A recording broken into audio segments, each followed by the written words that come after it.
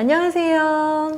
너무 덥습니다. 네, 아이들 방학이라 직장에 다니시든 아니든 긴 시간 동안 돌봐야 하는 어려움이 있기 때문에 정말 고생이 많으신 것 알고 있습니다. 저도 매우 안 좋습니다. 자, 그런데 이왕 우리에게 방학이라고 하는 것이 주어졌고 아이들에게는 시간이 많아요. 그렇다면 이번 방학에 이제 많은 시도들을 하시겠지만 그 중에서도 공부 시간을 좀 늘려볼 수 있는 방학이 되면 좋겠다라는 생각을 합니다. 공부 시간이 마냥 늘어나고 시간만 많이 앉아 있다고 해서 그것이 곧 좋은 결과, 좋은 성적으로 연결되는 건 아니지만 공부를 어느 정도 해야 되겠다라고 마음먹은 아이들의 경우에는요, 공부량, 일정 시간 이상이 뒷받침되지 않으면 머리가 좋아서 머리빨로 좋은 성적을 얻던 아이들도요, 결국 엉덩이 힘이 부족하고 공부량이 따라주지 못해서 주춤하는 경우들이 중고등에서는 상당히 많습니다. 자, 그럼 초등 시기부터 어떻게든 한 자리에 앉아서 뭐라도 좀 더 하게 만들어야 되는데, 자, 그러려다 보니까 초등 아이들이 협조가 잘 되지 않죠. 공부량, 공부 시간 늘려보려다가 아이랑 갈등 있어 보신 분들 대부분일 거라고 생각해요. 네, 저 역시 아이들이 초등 시기에 공부량이 늘지 않아서 어떻게 하면 좀 더 늘릴 수 있을까라는 고민을 실제로 정말 많이 했고요. 10분에서 시작해서 차츰차츰 늘려가서 결국에는 중학생인 저희 아이들은요, 본인이 해야 되는 공부가 있다, 그리고 오늘은 해야 되겠다라고 결심을 한 날 있잖아요. 매일 그렇다는 게 아니에요. 해야 되는 상황에서는 한 번에 통으로 3시간, 그리고 하루로 치면 6시간에서 8시간까지도 공부를 하는 시간을 견딜 수 있는 아이가 되었어요. 중요한 것은 늘 그렇게 매일같이 많은 시간 공부하라는 게 아니고요. 필요할 때는 내가 이 정도는 꾸준히 앉아서 성실하게 엉덩이 힘으로 해야 되는 공부를 마칠 수 있는 그런 아이가 되는 것이죠. 자, 그래서요, 초등 시기에 노력하셔야 될 부분들에 대해서 말씀을 드릴게요. 기본적으로는 학원에 가서 수업을 듣는 시간은 공부 시간으로 치지 마세요. 그거는 수업을 들은 거예요. 듣는 공부를 한 거고요. 여기서 말하는 공부는 순공 시간이라고 합니다. 순수하게 내가 배운 것들을 내 머릿속에 넣는 시간, 복습하고 확인하고 잘 들어있는지 입력되었는지 확인하는 시간을 말하는 거고요. 그러기 위해서 수단은 여러 가지가 있어요. 가장 많이 하시는 문제집을 푸는 것, 그리고 교과서를 복습하거나 아니면 내가 생각한 것들을 바탕으로 글쓰기를 하거나 하는 것들이 모두 순공 시간에 포함이 되는 거고요. 아무리 집에서 내 방에서 혼자 공부를 했다 하더라도 인터넷 강의를 하루 종일 들었다. 그러면 그건 그냥 들은 시간이에요. 기본적으로는 학년 곱하기 30분으로 생각을 해주세요. 1학년은 30분이고요. 올라가면 6학년은 최대 3시간까지 공부를 해야 된다가 아니라 할 수 있도록 경험을 줘야 된다라는 거예요. 3시간은 굉장히 긴 시간이에요. 중학생들도 하기 어려워하는 시간인데 6학년 때 언젠가 한 번쯤은 3시간까지의 공부를 해보는 경험이 있었으면 좋겠다라는 생각을 하고, 평일에 학기 중에 혼자 앉아서 3시간을 공부할 만한 시간적 여유가 있는 6학년은 거의 없습니다.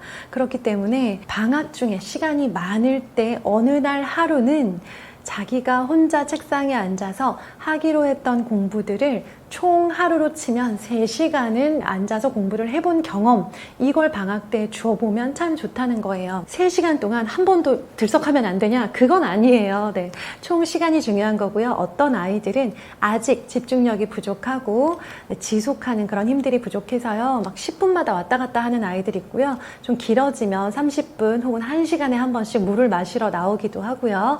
또 아이들이 이것들이 좋은 경험이 되고 본인이 성취감을 느끼게 되면요, 급하게 화장실을 가는 경우 말고는 쭉 앉아서 3시간씩도 해보는 그런 6학년들도 생겨나기 시작을 합니다. 이것들은 다 본인이 어떤 경험을 통해서 어떤 성취감을 느껴봤냐에 의해 좌우된다라고 생각을 하시면 돼요.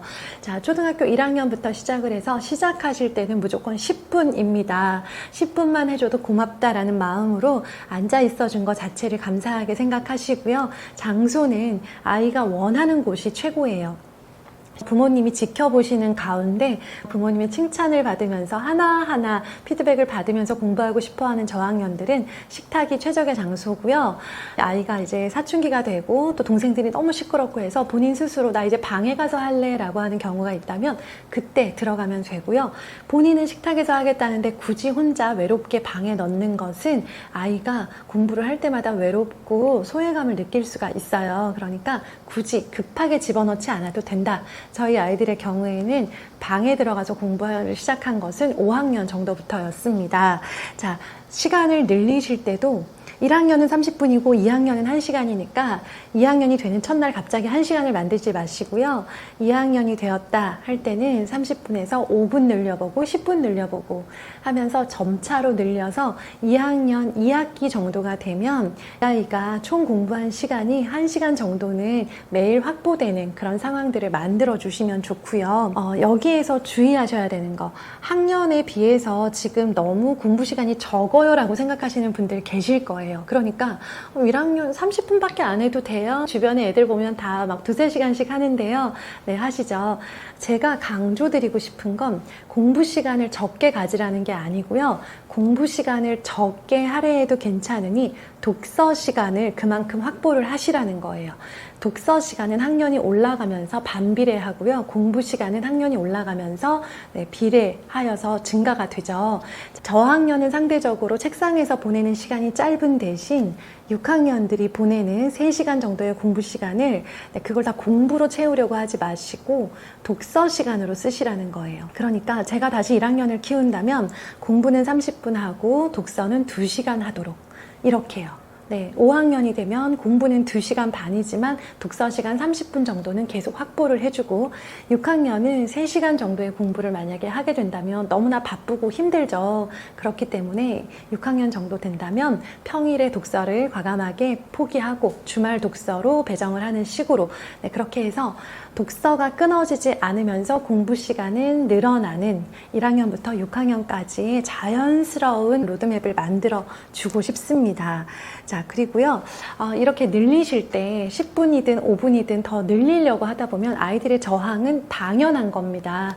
순순히 엄마가 하라는 대로 시간만큼 책상에 앉아서 하는 아이들, 그렇게 해서 성적도 내고 남들이 보기에 부러워할 만한 그런 공부 습관을 만들어 놓은 아이들 있죠. 네. 소위 말하는 엄마빨, 엄마의 칭찬이나 꾸중을 통해서 그런 일정한 습관들과 루틴을 잡아가고 있는 그 시기, 엄마빨이 늦으면 5학년이고요. 빠르면 3, 4학년에서도 그 약발이 떨어지는 경우들이 너무 많습니다.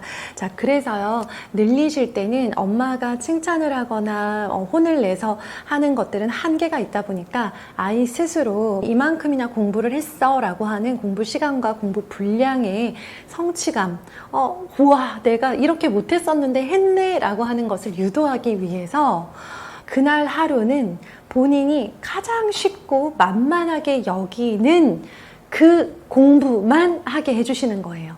굉장히 효과가 있으실 거예요. 예를 들어보면요, 저희 큰아이 같은 경우에는 상대적으로 수학이 약하고 영어 책을 읽기 시작하면서는 영어 책을 통해서 굉장히 성취감을 얻은 케이스거든요. 근데 영어 책의 경우 어려운 것들도 있기 때문에 쉬운 책 아무거나 읽어도 되고 재미있다고 생각되는 거 아무거나 읽어도 되니까 이번 주는 다른 공부 다 빼줄 테니까 영어 책을 네가 읽고 싶은 만큼 최대로 읽어서 영어 책을 읽은 최대 기록을 한번 세워보자. 그렇다면 아이도 거절할 이유가 없는 거예요. 그러니까 싫어하는 과목 빼줬죠. 좋아하는 것만 해도 되는데 그것도 엄마가 정해준 책이 아니라 내가 읽고 싶은 책, 제일 쉬운 책을 막 그것만 하루 종일 읽어도 되는 거예요. 그것만 하고 있으면 다른 힘든 공부, 싫은 공부 안 해도 되는 거죠. 자, 그래서 아이가 고학년에 올라가면서 영어 책을 하루 종일 꽤 긴 시간 읽어본 경험이 있었고요. 그 경험이 아이가 계속 영어 책을 읽어가는 과정과 공부 시간을 늘려가는 과정에 큰 힘이 되었어요. 그 경험이 있었던 아이들은 그 그때 느꼈던 본인 스스로의 뿌듯함이죠. 내가 오늘 이만큼이나 읽었어? 와, 내가 4시간이나 책을 읽었다고? 내가 4시간이나 공부를 했다고? 자기 스스로에 대한 자존감이 높아지고 공부에 대해서 긍정적인 감정을 생기게 만들 거예요. 이 시도는 방학 때 하시면 정말 좋습니다. 여러 가지 공부를 해가시는 과정에서 다 잡으려고 하지 마시고요. 싫어하는 과목은 좀 쉬더라도 그 일주일 쉰다고 크게 갑자기 구멍이 나지 않습니다. 쉬더라도 좋아하는 공부를 종일 하면서 본인이 편안하게 느꼈는데 공부 시간이 길어지고 분량이 많아졌어 하는 경험을 씹어주셨으면 좋겠습니다. 오늘 미션 댓글 드릴게요. 순공 시간 있죠. 여기서 순공 시간에는 학원 숙제도 포함입니다. 그것 역시 본인이 배웠던 것을 확인하고 꺼내보는 시간, 복습하고 습득하고 훈련하는 시간이기 때문에 학원 숙제 포함해서 학년과 총 공부 시간을 한번 적어봐 주세요. 그리고 여기서 그치지 마시고요.